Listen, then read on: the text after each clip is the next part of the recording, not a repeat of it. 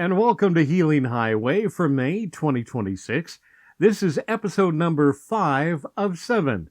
I'm Christopher, and I'm so glad you've made it to this episode, and wherever you're listening from today, I hope you'll take a second and check in with yourself. Not the version that you're answering emails or just trying to get through the day. Let's get to the quieter version, the one underneath all of that. Now, a lot of you have reached out in the last couple of months saying the same thing, but just in different words. You're tired and you're not sure why. You're moving, but you're not sure where. You keep waiting for some moment when the pace slows down and you finally feel caught up, and that moment keeps not arriving. Well, I hear that. I've lived that. That landed with me because most of us don't fall apart all at once. We drift. We move faster. We carry more. We lose touch with ourselves 1 mile at a time. And sometimes it takes a road like this to help us find our way back. So why does Healing Highway exist? Well, because life has a way of pulling us out of ourselves. Responsibilities stack up. Expectations creep in. The pace increases without asking us for permission, and before long we're functioning, we're producing, and we're showing up. But, well, we don't quite feel like ourselves anymore. We're not broken, we're not in crisis, we're just kind of disconnected. Now, I didn't build Healing Highway to fix that. I built this to create a space for it. Space to notice. Space to breathe. Space to remember that, well, sometimes what we need isn't a solution. It's distance from the noise long enough for us to hear something true again.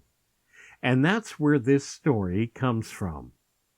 So this is story number 5 I wrote on my road to healing. It's entitled, Still More Road Ahead.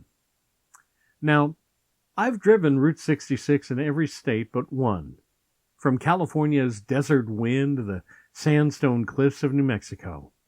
The neon diners, the ghost towns, the wide open silence that stretches like a balm across Arizona, Oklahoma, and Texas. I've rolled through all of it. All of it but one. Illinois. That one stretch, the beginning technically of the mother road, has managed to slip through my fingers. Missed it when I left Ohio heading west, missed it again coming back from the Pacific. I got tired. I was ready to come home and turned around. It's the last piece I haven't driven. And in some strange way, that missing leg keeps the dream alive. See, I didn't set out to do Route 66 in some checklist kind of way. I wasn't trying to collect motel postcards or snap selfies at every kitschy little roadside stop. I just needed space. The kind you don't find on an interstate. It's the kind that lets your spirit catch its breath. Because the truth is, I hit the road in pieces. Not broken exactly, just stretched kind of thin. Like so many of us, I had the fog behind my eyes and that tightness in my chest, that quiet hum of exhaustion that doesn't shut off when the laptop does. And one day I just knew I needed to go somewhere that didn't need anything from me. So I drove. I didn't overthink it. I just followed the road where it wanted me to go. And, well, what I found mile by mile was something slower, something quieter, something healing, not in that dramatic change your life in a weekend kind of way, but in a gentle kind, the kind that sneaks up on you between gas stations and forgotten towns, under those wide skies and diners where no one cares what you do for a living. And somewhere in New Mexico, I pulled off at a trading post, and I bought a cup of coffee in one of those paper cups, and the wind picked up a little dust devil in the parking lot I was standing in. Nothing special, no epiphany, but something in me exhaled. And I started to feel human again. That's the magic of this road. It doesn't care how many emails you've ignored. It doesn't ask you to hustle or to fix yourself. It just rolls in front of you and says, "Hey, you good? Let's keep going." There's a kind of therapy that happens behind the wheel at 55 miles an hour. with nothing but static on the radio and a sky big enough to remind you that your problems aren't permanent. Out there, healing doesn't come on cue. It comes when it's ready. It's in a diner booth, at a gas pump, sitting on a motel bed staring at a map you forgot you'd been tracing with your finger. And that map? It still has Illinois waiting. Funny thing is, I don't feel incomplete. You see, that last leg isn't a failure to me. It's more like an invitation. It reminds me that the journey isn't finished, and neither am I. I think we all need something like that, a stretch of road we haven't driven yet, something still ahead. Some place calling us not because we need to escape, but because we're ready to return to ourselves. Now, one day I'll drive that Illinois stretch from Joliet down through the old alignments. I'm going to sit in a booth somewhere near Pontiac. I'm going to order something smothered in gravy and let that last piece click into place. But even before I get there, Route 66 has already done its work. It gave me time. It gave me silence. It gave me a place to feel small in the best possible way. And it gave me back the parts of myself that the rush of life has worn thin. So if your spirit is running low, if your heart feels tangled and your head's too full, you don't need a grand plan. You just need a tank of gas and a little room to unravel. Now, go ahead and start wherever you are. Go as far as you need to and leave space for what's still to come. Because sometimes the healing isn't what you've completed. It's in knowing that there's still more road ahead. So every time I finish up a story, I try to give you 3 things that are worth carrying with you. First, you don't need a finished journey to feel like yourself again. That idea that we have to complete something before we've earned rest is one of those more damaging lies we absorb from culture. Healing often starts not at the finish line, but somewhere in the middle. Maybe a paper cup full of coffee in a dusty parking lot when something you find inside of you finally exhales. Second, leave something unfinished on purpose. I know it sounds counterintuitive, but that undriven stretch of Illinois is not a failure to me. It's an anchor to the future.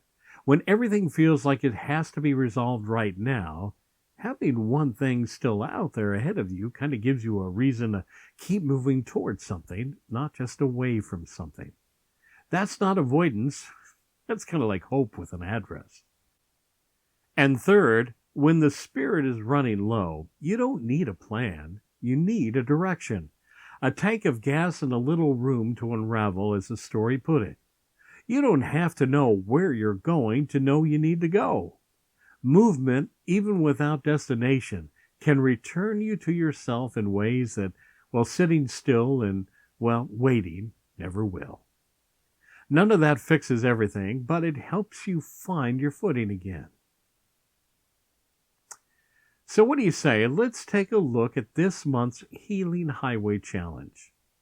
This month, I want you to identify one thing in your life that's still unfinished and sit with it differently. Not with anxiety, not with guilt. Just look at it for a while and say, that's still out there. That's still mine. So maybe it's a trip you haven't taken, a conversation you haven't had, a project that's been on the back burner so long you've stopped thinking about it as a real thing. I'm not expecting you to finish it this month. Just reclaim it. Think of it as something you haven't failed to do, but as something you're still moving towards. Write it down somewhere. Give it back its name, and let the fact that it's waiting remind you that you're not done yet either. Because something, what you're looking for, isn't missing. It's been waiting for you to slow down long enough to notice it again. From the Chaplain's Corner, it's a quiet word for the soul. There's kind of a grace that arrives not when you're finally gotten everything right, but when you're still in the middle of figuring it all out. I think that's worth sitting with for a moment. Most of us carry a quiet belief that we should be further along now, further along in healing and further along in peace and the sense of who we are and where we're going. And when the gap between where we are and where we think we should be is too wide, we start to confuse incompleteness with failure. But incomplete is not the same as broken. A road that hasn't been driven yet is still a road. The story I share today is exactly that. A person who has driven Route 66 in every state but one. Not because they gave up, not because they ran out of something, just because life moves in pieces. And sometimes the last piece takes a little longer to get to. And in the waiting, that missing stretch became something more than a gap on a map. It became a reminder that the journey is still open. If you're feeling stretched thin right now, if the fog behind your eyes won't quite clear up and the weight in your chest doesn't have an easy name, I want you to hear this. You're not behind. You're not failing at being yourself. You're just a person mid-journey doing what honest people do. You're showing up, you're getting through, keeping one eye on the road ahead. And that is enough for today. So I want you to rest in that. And because Route 66 turns 100 this year, each episode of the Mother Road pauses somewhere along Route 66. This month, we stop in Hackberry, Arizona. It's easy to miss if you're moving too fast, which is exactly why it matters. Hackberry General Store sits out there in the high desert like something time set down gently and walked away from, a little tilted, a little rusted, completely honest about what it is.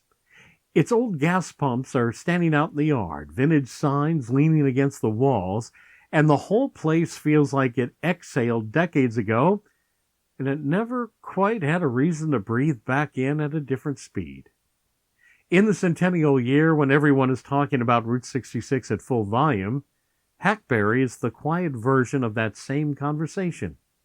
It has been here, it has waited, and it's still here. The road doesn't change you, it just gives you enough space to notice what's been there all along. Sometimes that's enough. So, if you've got a question, a story, or something you'd like me to explore in a future episode, you can reach me through the website or drop me an email. The email address, letstalk@healinghighwaypodcast.com. That's letstalk@healinghighwaypodcast.com. I read every message. And if this episode met you where you are, I hope you'll subscribe so you don't miss the next one that's coming up. Healing Highway drops the first Sunday of every month. And if you know someone who feels a little disconnected lately, invite them along. The road is better traveled when it's traveled together. So, thanks again for spending time with me. And remember this, the healing is not always in what you have finished. Sometimes it's in knowing that there's still more road ahead, and you're still the one driving. Hey, travel well, my friends. Have faith and good courage.